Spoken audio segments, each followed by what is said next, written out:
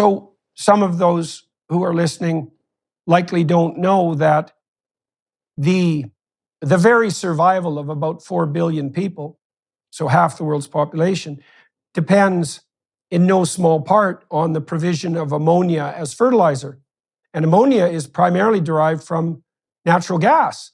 And so what that means is not just on the energy front, let's point this out, is that the very food that is provisioning half the world's population is a direct consequence of the cheap and easy accessibility of natural gas. And so what's the idea here? That we're supposed to reduce our provision of fossil fuels? And what are we going to do on the ammonia front? We're going to drive the price of fertilizer ever more skyward?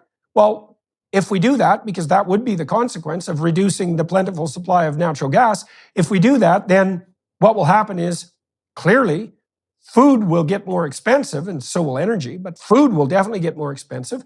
And so what that will mean is that huge swath of the world's population that's living on the edge, where they can just right now afford enough food to feed themselves so they don't suffer the consequences of nutritional privation or even die, a huge proportion of those people are going to be tipped back into absolute poverty. Their children are going to be intellectually stunted as a consequence, and they might well starve.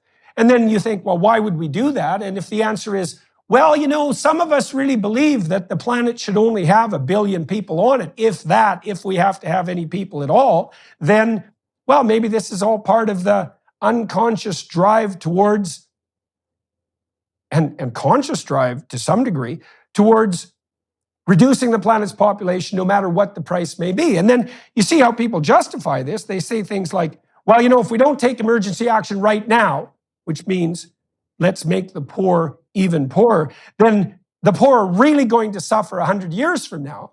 And I think, well, look, I don't have a lot of confidence in your ability to predict even a decade out, much less 100 years, with your unstable economic models that are predicated on an equally unstable climate model. So we can forget about your capacity to prognosticate 100 years down the road.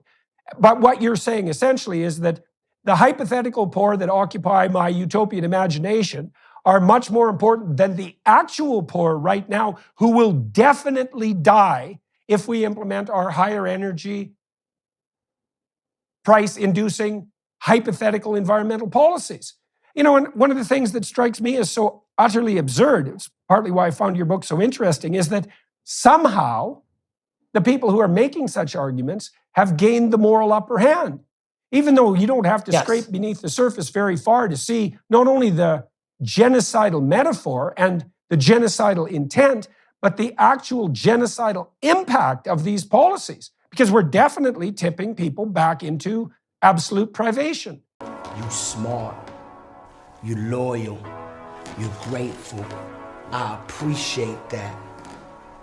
You smart, you loyal,